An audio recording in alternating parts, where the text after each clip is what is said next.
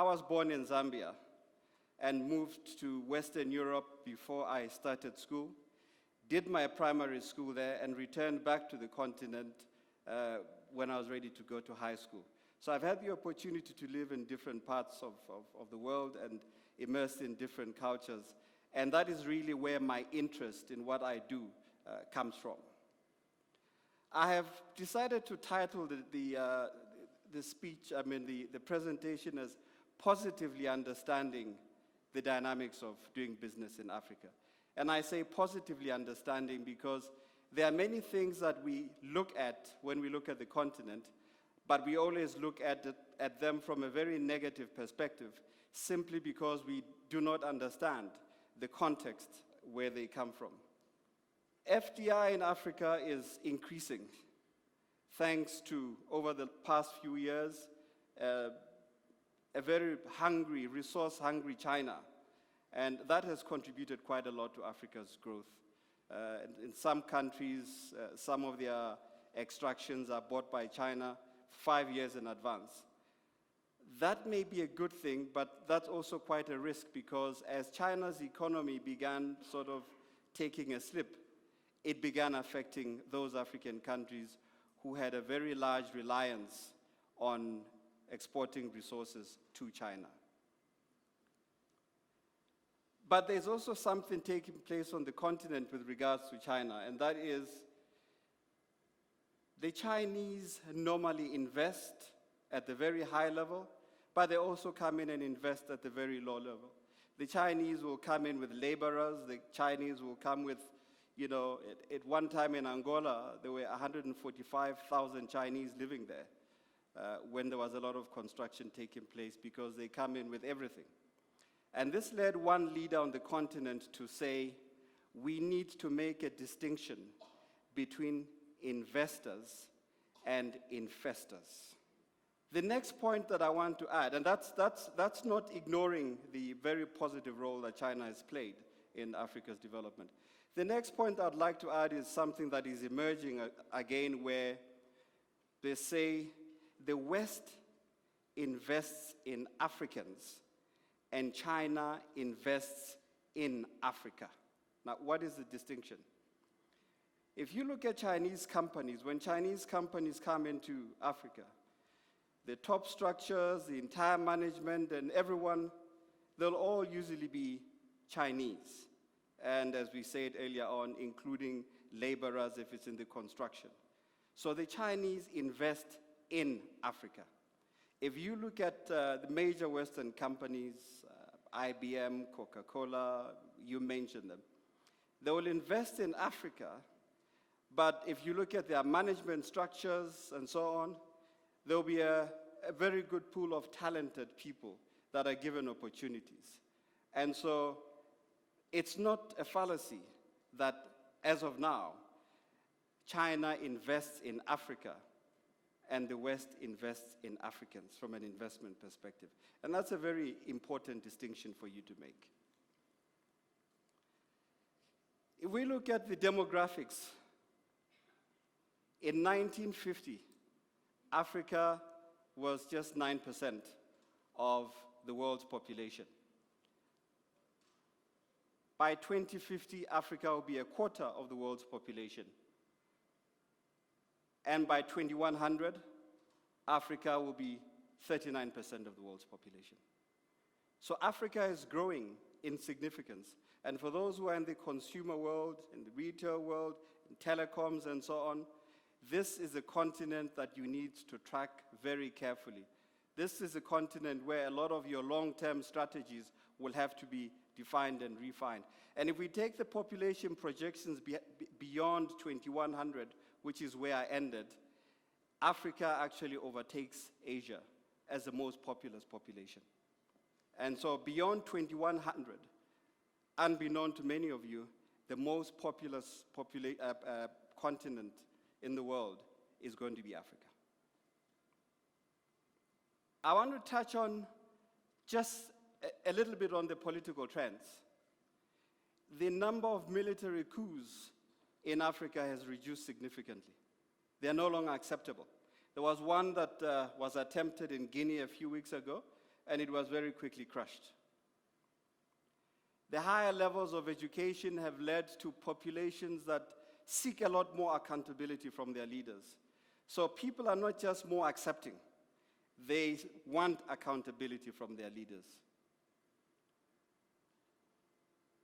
Social and electronic media have played a very important role. They are exposing a lot of things.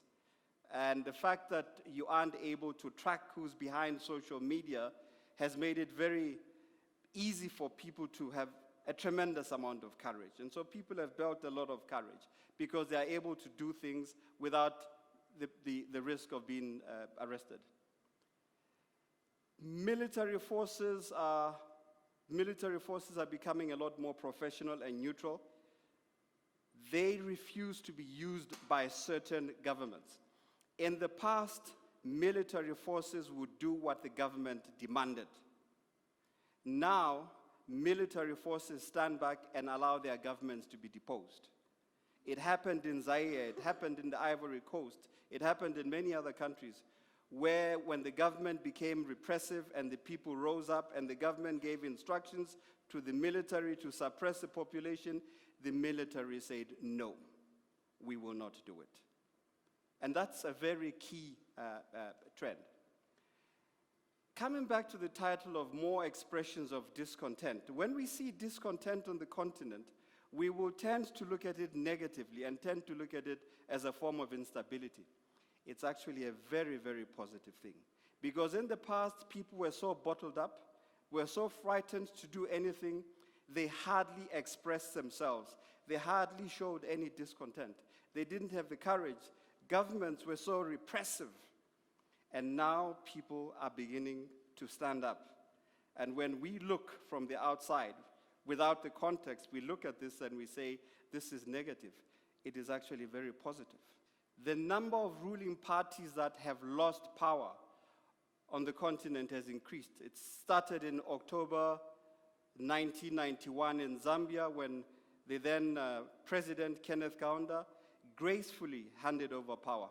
It was the first time in Africa that it had happened since the independence era. And when he lost elections, the military went to him and said, we are asking you to declare a state of emergency and suspend the outcome of these elections.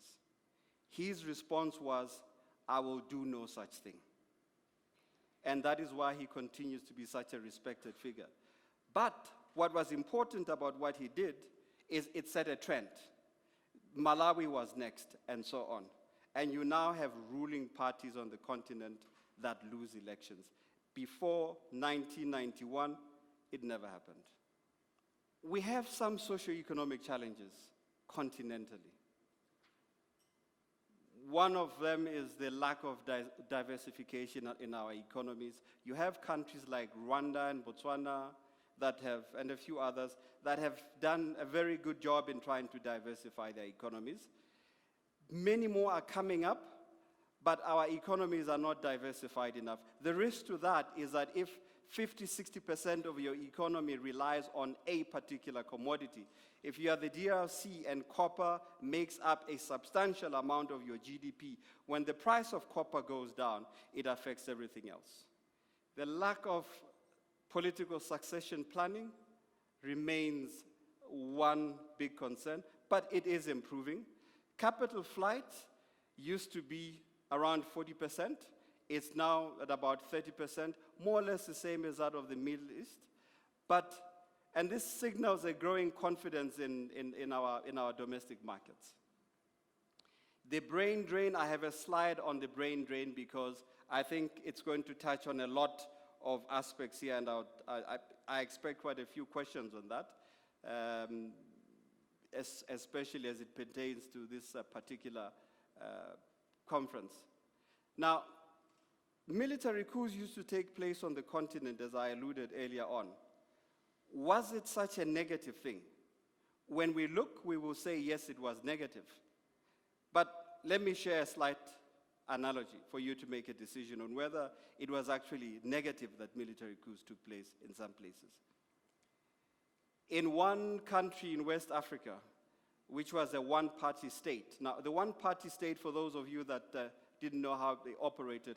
A one-party state was whereby on the election, on the ballot, there was only the name of one party and the face of one leader. And next to it was yes or no. So you either put your tick next to the yes or next to the no. And in one particular country, the president, after an election, got 100%. And one of the ministers was asked to say, are you saying that every single person here in these elections ticked yes on the ballot? And the minister says, no, not at all. Some ticked yes and some ticked no. And so the question was, but if some ticked yes and some ticked no, how is it possible that the president got 100%? He says, oh, you don't understand. This is just a matter of interpretation. Those who ticked yes were saying yes. They want the president to continue. Those who ticked no were saying no. They don't want a change of president. So the president got 100%. Now, people got so frustrated because they had no outlet. And people ended up saying, what is the point of us attempting to change our government through the ballot paper if it's going to be interpreted in the manner in which the government wants it to be interpreted? We call it the Stalin formula. When Joseph Stalin took over, you all recall he ran a very repressive regime, and one day one of his advisors ran to him and he says, it was just before an election, and he says, Mr. President, these new policies that you're introducing, are you not worried that they are going to affect us in these elections which are just a few months ago? And a very relaxed Stalin says, I can see you're still very wet behind your ears. Never worry about how people vote. Just worry about how we count the votes. So that is the historical context of military coups. And sometimes there's this perception that countries in Africa just loved launching into military coups. There was a context. There was a context which many people don't understand of how those military coups actually ended up taking place. Africa's brain drain. I'm told a lot of you here are people in HR and training, and I think this is going to be particularly relevant to all of you. In the last 25 years, we've lost 20,000 full professors of all disciplines. That figure excludes associate professors, senior lecturers, and lecturers. If you add those, the figure of 20,000 goes significantly higher.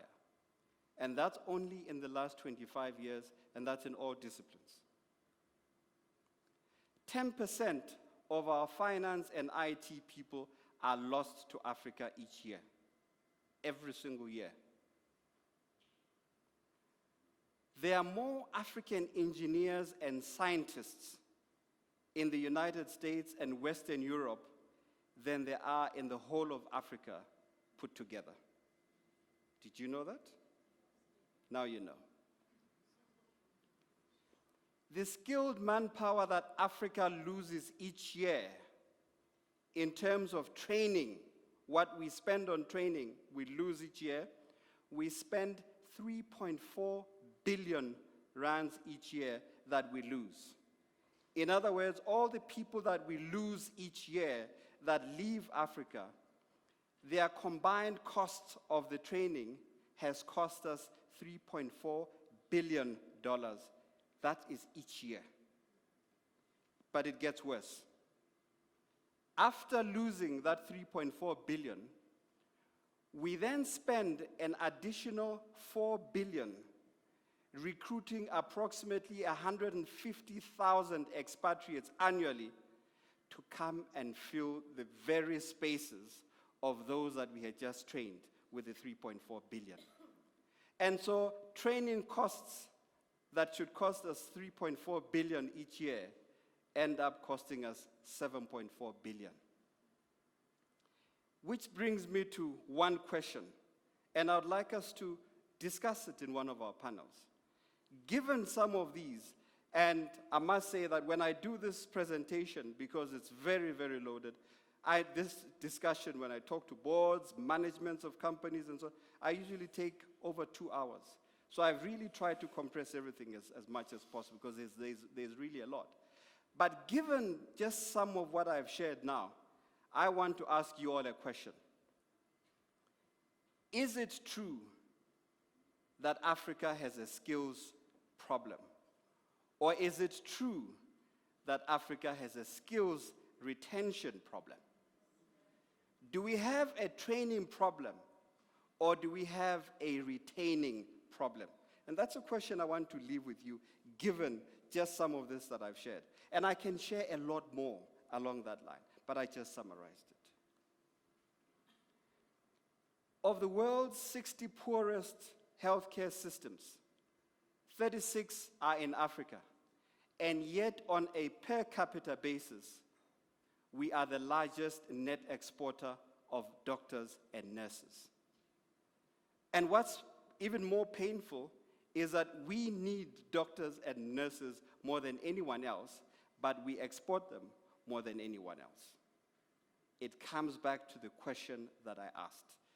And why the question is important is because a lot of companies spend a lot of their national strategies trying to address a problem of training, and they never solve the problem. And when I speak with government officials, I often ask them, but are you really addressing the right problem?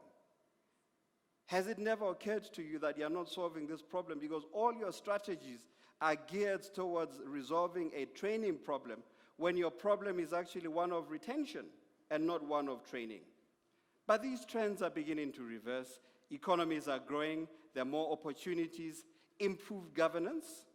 Some people run away because they don't like how their places are being governed.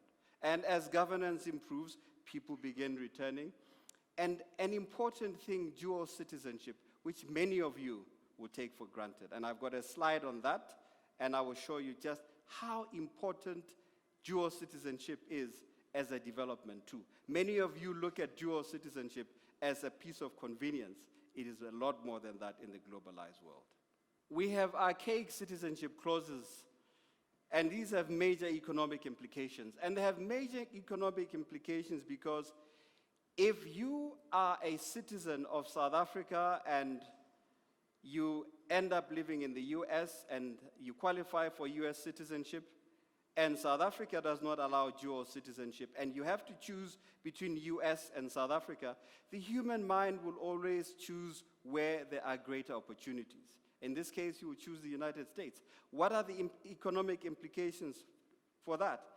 It means the money you make in the US, you will be reluctant to invest in South Africa because of your questionable legal status. No one wants to invest in a country where their legal status is in question because they are not sure about the security of their investments. And so you may originally be South African, but you'll find it difficult to invest in South Africa. When Ghana introduced dual citizenship, investment from the Ghana diaspora became its #1 FDI in 5 years. Overtook everything else. So in a globalized world, dual citizenship is a valuable tool for investment. And in the days to come, it will be an important contributor to economic growth. Sadly, in Africa, out of 55 countries, only 20 at the moment embrace dual citizenship. And if you think that's little, in 1973, 0 embraced dual citizenship. We are now at 20 out of 55. That number needs to be improving. It's slowly coming up, but that means less than half of the countries in Africa actually allow for dual citizenship. And what they are beginning to realize that it has a major impact on their economic growth, especially in a globalized world where people are moving around and working and settling in different places. I asked the question of training versus skills versus retention. Where we do have a problem in the days to come, and what we need to address, and this is relevant to all of you here, is in tomorrow's world, there's going to be a direct correlation between the innovation in a society and its economic growth. Why is that? In the past, the most important commodities were either gold, silver, or some other commodities. When I'm asked what the most important commodity is going to be for tomorrow, I always have the same answer. The most important commodity in tomorrow's world, in a globalized world, is going to be an intangible. It's going to be innovation. That is the most important commodity in tomorrow's world, innovation. Those countries and societies that will be able to innovate will see the positive impact on their economic growth. Those that are unable to innovate will suffer the consequences. Where do we as Africa stand in terms of innovation? One way of measuring innovation is to say, of all the people that graduate in that year, in the university in that country, what percentage of them are engineers? Because that's where the innovation comes from. In Africa, and these are figures as of now, I'm taking a continental statistic, 3% of all the graduates each year are engineering graduates, 3%. And I want you to have that figure in mind. In the US, it's 6%. It's come down from 8 a few years ago. In Europe, it is 12% of all the graduates each year are engineering graduates. In China, it is 40%. 40% of all the graduates each year in China are engineering graduates. We stand at 3%. Now, a lot of you here are decision makers in that training environment. And those are some of the things that you need to address. But we can't just address universities alone, because before we address universities, it starts at the high school level. Before we address the high school level, it starts with the very training of the teachers. It goes back to how the teachers are trained and the kind of skills that they themselves are given, that they are then able to impart on their high school students, so that we have more that are equipped and have more of an interest in getting into engineering. So it's a whole series, but that's where we are. We're at 3% in Africa versus 40% in China. I think that story, you can work so many things into that story, but it's something that we need to address. And I included these details specifically because of the kind of audience that this is. Now, I want to get into perceptions. And with a lot of my client companies that I take to different parts of the continent to explore business opportunities and so on, I sort of usually ask them to say, what are your perceptions on the continent? So these are real life perceptions that I'm sharing. They are not thumbsuck. And I stuck to just the top 7. There are other perceptions, but I just took the top 7. And what are those? Business executives in South Africa normally think that the rest of the continent, doing business on the continent, is risky. They think it's politically unstable. And I've touched in very briefly on some of the context of that instability, just for you to see it differently. They think it's politically unstable. They think it's corrupt. They feel that it has poor corporate governance. The people are unprofessional. They are very bureaucratic in their conduct. And they are unreliable legal systems. I don't see, when I look at your body language, I don't particularly see anyone saying, I disagree with that. Correct? I don't see anyone disagree.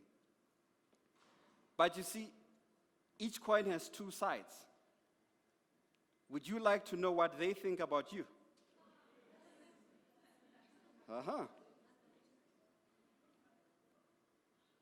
Again, I stuck to the top 7, and these are real perceptions speaking to the other side.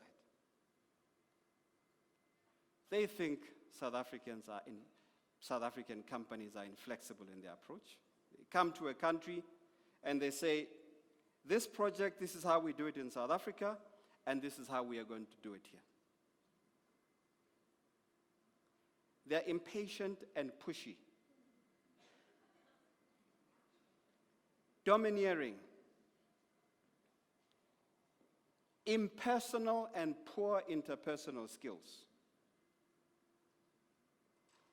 arrogant, not knowledgeable about other African countries, societies, and cultures. South Africans only know about South Africa. And even then, within South Africa, they only know about their own culture, let alone the cultures of the country. How do you expect them to know about the cultures of the rest of the continent? This is what they say.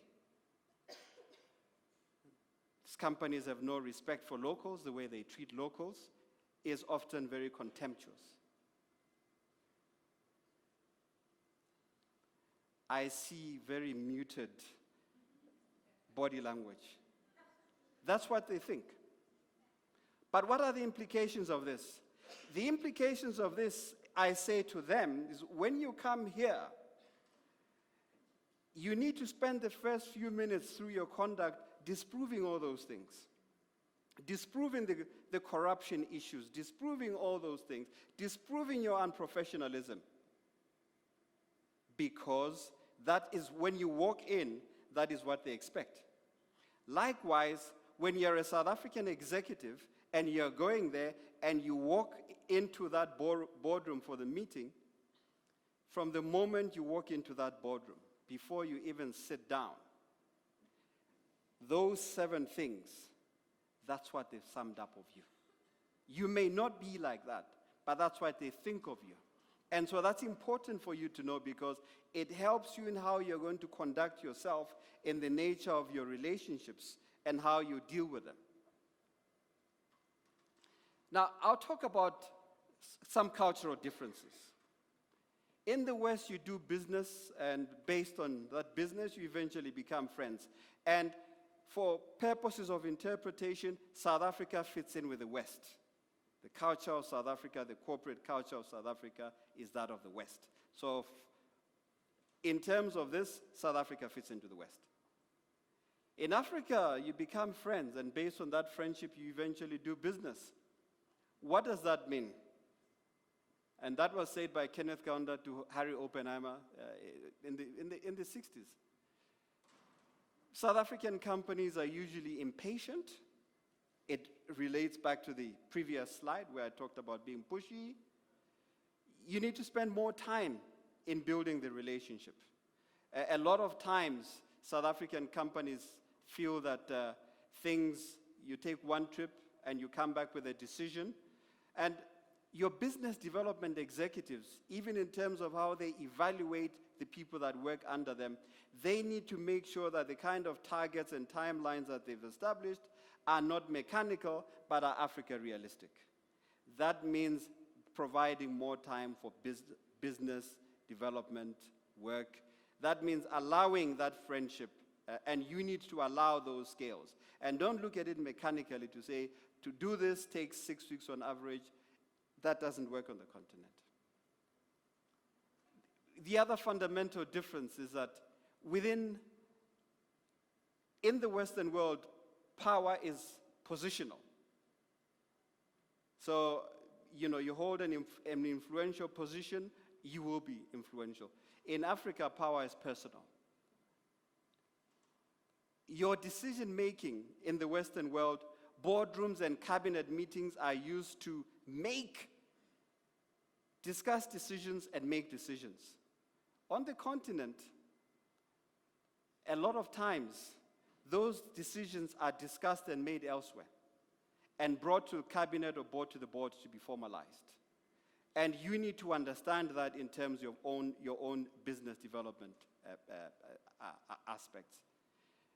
The paradox of Africa is that one needs to evaluate it in a manner that is not conventional. When you're using economic measurements, the conventional economic measurements do not work in Africa because the informal sector is such a large proportion of the population. And I'm sorry, I'm just going to have to rush through this. And of course, one of our biggest businessmen on the continent has said that Africa's risks are mainly perceived, which is what I was trying to tell you.